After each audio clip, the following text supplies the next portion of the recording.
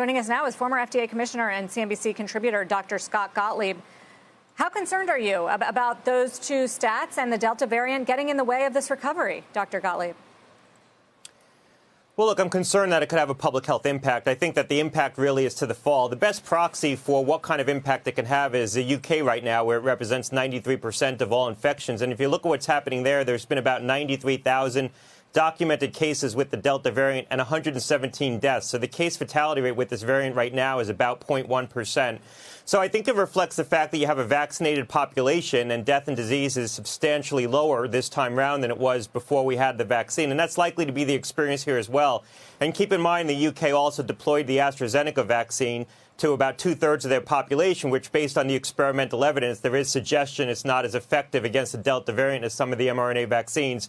So I think we're likely to have a wave of infection here in the U.S. It's likely to be hyper regionalized based on where there's low rates of vaccination, particularly in parts of the South. It's likely to be more rural when you look at vaccination patterns.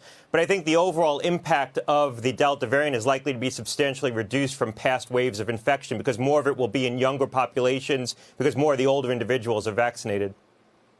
But just to build on that, how likely is it, if it is spreading, though, with half the population in this country unvaccinated, how likely is it that it could mutate itself and become something more dangerous that could evade a vaccine and potentially threaten people who are vaccinated? Well, it already has mutated into something that could potentially evade a vaccine. The Delta variant is actually 5 different variants. The one that's become prevalent in the U.S. Does seem to be covered by the existing vaccines.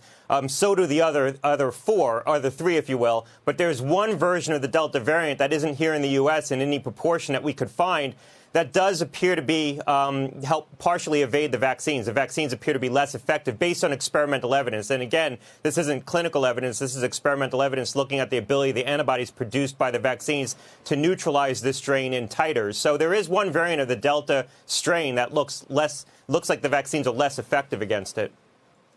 Dr. Gottlieb, looking at all that's been written, particularly in the last week, about this variant in the UK and what is and isn't stopping it. My take had been that those that are fully vaccinated are holding off any infection or serious hospitalization from it, as opposed to it being AstraZeneca vaccine versus the vaccines available here. And I just wondered whether that once again brings forward the advantage of the J&J vaccine, because people can get fully vaccinated much quicker when you are in a situation where you are kind of not a race against time like we were a year ago or so, but trying to speed things up to just get people vaccinated so that this variant doesn't spread more widely. Yeah, well, look, the challenge with the J&J vaccine has just been getting the supply into the market, and there's still continued challenges with that. I do think vaccine matters. There is evidence from experimentation that shows that some of the vaccines are more effective against this variant than others. So I think it is prudent to try to deploy a more effective vaccine to the extent we can. The J&J vaccine, based on what we know, is an effective vaccine. But supply has really been the issue there. There are cases among vaccinated populations in the UK. If you look at about 50,000 cases that have been confirmed being the Delta variant, about 7,000 are people who are fully vaccinated. About 50,000 are people who are unvaccinated. So people who are fully vaccinated are getting the Delta variant, but the evidence shows they're getting less sick. They're not being hospitalized at the same rate, and they're not succumbing to the infection. Of those under the age of 50 who've died from the Delta variant in the UK, there's 8 individuals. None of them have been fully vaccinated. Shepard Smith here. Thanks for watching CNBC on YouTube.